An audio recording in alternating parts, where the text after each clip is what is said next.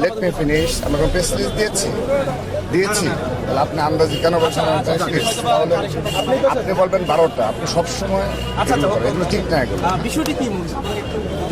আমাদের প্রোগ্রাম শুরু হবে, আমরা অনানুষ্ঠানিকভাবে গতকাল সিদ্ধান্ত নিয়েছি যে আমরা নির্বাচন কমিশন ঘেরাও করবে বাংলাদেশ জাতীয়তাবাদী ছাত্রদল।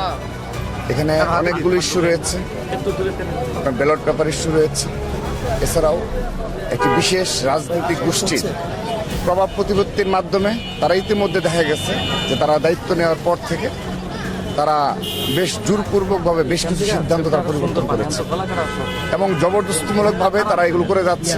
তার প্রভাব আমরা সর্বশেষ শাহজালাল বিজ্ঞান ও প্রযুক্তি বিশ্ববিদ্যালয়ের যে নির্বাচন সেখানেও দেখেছি। এখানেও অনৈতিকভাবে তারা একটি বিশেষ ছাত্র সংগঠনকে সুবিধা দেওয়ার জন্য 5 দিন আমাদের নির্বাচনী তারা বন্ধ রেখে তারপর আবার নতুনভাবে তারা করেছে, যেটি জকসুতেও অর্থাৎ জগন্নাথ বিশ্ববিদ্যালয়েও সেম একটি এনভায়রনমেন্ট তৈরি করা হয়েছিল যে নির্বাচন হবে না। তো এটি সরাসরি নির্বাচনের প্রভাব পড়বে। তারপর আপনি ব্যালট পেপার ইস্যু রয়েছে, এছাড়াও আরও বেশ কিছু ইস্যু রয়েছে। বিশেষ করে একটি বিশেষ রাজনৈতিক গোষ্ঠী তারা সরাসরি এখানে এসে সিএসসি হোক কিংবা যারা নির্বাচন কমিশনার রয়েছে তাদের সাথে প্রতিনিয়ত সাক্ষাৎ করে। তাদের অবাধ বিচরণ সচিবালয়, তাদের কোনো কাজ কিন্তু সেখানে নেই, কিন্তু তারা সচিবালয় বলেন, এই নির্বাচন কমিশন বলেন, সব জায়গায় গিয়ে তারা প্রভাব প্রতিপত্তি বিস্তার করছে এবং তাদের বাংলাদেশের সকল শিক্ষা প্রতিষ্ঠানেও তাদের ভিসি প্রক্টর ছাড়া তারা কোনো জায়গায় নির্বাচন করতে পারে না। তাদের ভিসি লাগবে, প্রক্টর লাগবে এবং তাদের লাগবে হলো একটা তাদের নিজস্ব একটা সেট আপ লাগবে। সেই সেট আপ ব্যতীত তারা কোথাও নির্বাচন করবে না তারা। তো সেই কারণে আমরা সন্দেহ প্রকাশ করছি জাতীয় সংসদ নির্বাচনেও এর প্রভাব তারা করতে পারে, যে তারা তাদের মতো করে যে সেট আপ সেই মেকানিজম করছে কিনা আমরা সন্দেহ প্রকাশ করছি। সে কারণে আমরা আজকে এই কমিশন ঘেরাওয়ের মাধ্যমে আমরা তাদেরকে জবাব দিয়ে তারা ওটা নিয়ে আসবো। গণতান্ত্রিক প্রক্রিয়ায় আমরা 11টা থেকে 11:30টার মধ্যে আমাদের প্রোগ্রাম শুরু হয়ে যাবে। আপনাদের আজকে মহাসচিব যে ওনারও আসার কথা রয়েছে বিকেল 5টায়, আপনারা কি সেটির রেস ধরে? না, আমরা তাকে আমরা সত্যিকার অর্থে জানি না যে মহাসচিব স্যার আসবেন কিনা, আমরা এটা অবগত নয়। আমরা গতকালই সিদ্ধান্ত নিয়েছি, কারণ হলো আমরা দেখেন বিশেষ করে শাহজালাল বিজ্ঞান ও প্রযুক্তি বিশ্ববিদ্যালয় তারা 2টি চিঠি ইস্যু করলো, সেটি সরাসরি নির্বাচন পাওয়া করবে।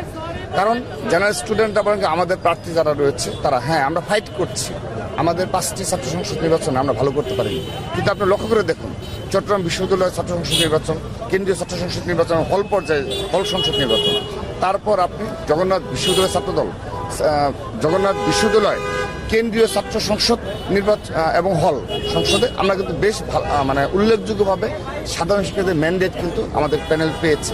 আমরা ডে বাই ডে কিন্তু ওভারকাম করছি। কিন্তু আমি আবারও বলছি তারা তাদের নিজস্ব জামাত ভিসি এবং তাদের নিজস্ব জামাত প্রক্টর এবং তাদের নিজস্ব যে ওএমআর মেশিনের যে সেট আপ এটি ব্যতীত তারা কোথাও নির্বাচন করতে পারে না।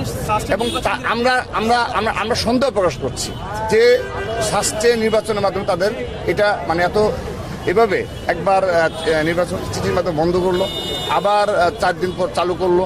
তো এগুলো তারা আমার প্রমাণ হয় যে সরাসরি নির্বাচনের প্রভাব বিস্তার না, শুধু তাদের যে সেট আপ সেই সেট আপ ব্যতীত তারা কোথাও ভবিষ্যতে হয়তো নির্বাচন করতে মানে ইচ্ছুক হবে না। এবং জাতীয় সংসদ নির্বাচনও আর এরকম কোন ইস্যু তুলে কিনা আমরা সেজন্য আজকে তাদেরকে জবাব দিতে হবে। নেওয়ার জন্য এসেছি।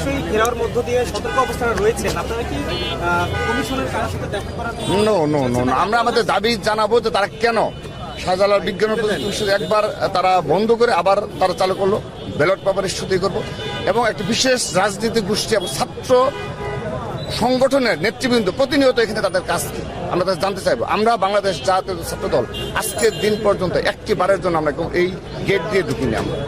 আমরা সচিবালয় গেট দিয়ে আজকের দিন পর্যন্ত আমরা ছাত্রদলের সভাপতি, সাধারণ সভাপতি, শীর্ষ পদের নেতৃবৃন্দ ওই সচিবালয় গেট দিয়ে ভিতরে ঢুকিনি। তো তাদের এত কি কাজ থাকে এই ছাত্র সংগঠনগুলো, একটি বিশেষ ছাত্র সংগঠনের যাদের বিরুদ্ধে অতীতেও এ ধরনের অভিযোগ ছিল, তারা প্রতিনিয়ত সচিবালয়ের কাছ থেকে, তাদের প্রতিনিয়ত নির্বাচন এই কমিশনের কাছ থেকে, তাদের শিক্ষা মন্ত্রণালয়ের কাছ থেকে সকল জায়গায় কি কাজ তাদের আমরা এগুলো জানতে চাই।